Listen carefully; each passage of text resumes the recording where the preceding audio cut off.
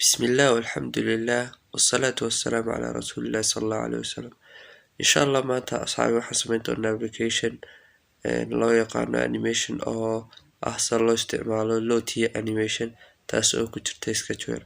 Marka applicationka ay guda galnaa waxaa soo kici doontaa Sketchware kadibna xagga hoose ayaad ka eegaysaa low tier animation kadibna waxaa kusoo dhex daraysaa applicationka. Marka waxaynu tagaynaa imka waxaan soo download garaysanaa animationka waxaan tagaynaa Chrome-ka furaysaa waxaa la yiraahdaa website-ka lowtierfiles.com. marka inoo soo saaray waa kan search-da ayaad ka baadhanaysaa animation-ka doonta ee aad u baahan tahay. animation fara badan ayaa ku dhex jira shirkaduna ay adeegsadaan. marka imkaan waxaan ka baadhayaa development. marka xaggaasaan ku dhufanayaa mobile application development. taa markaad ku dhufato aduu doonta ayaad dooran kartaa oo aniga kule animation fara badan ayaa ku dhex jira. animationadu marka xaggan kusoo dhigaya adaa ka dhex dooranaya. marka imkaan kaasaan doortay kaa usoo horeeya kadibna download ayaan odhan doonaa.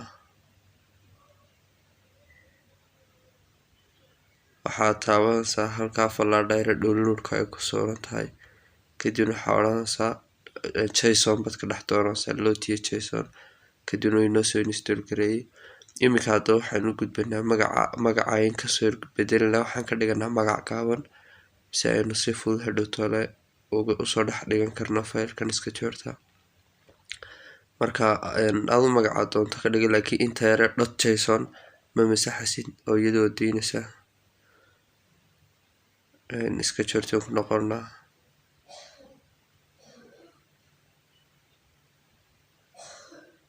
marka Sketchware ku noqoto waxaad tegaysaa saddexda yar dhibcood halka ku yaala ayaa taabanaysaa assets ayaa taabanaysaa kadibna xagga sare file ayaad plus file baad dooranaysaa.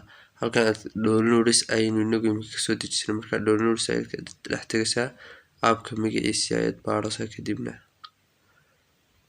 aduu markaa kolba halka uu kuu galay file-ka unba tegi kadibna select baa odhan.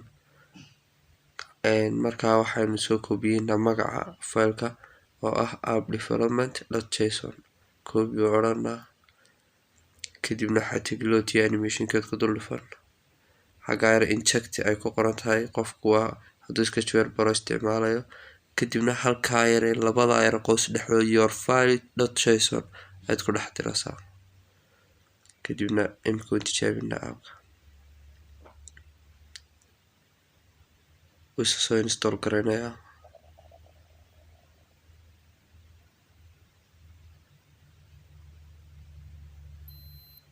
install ayaad odhanaysaa kadibna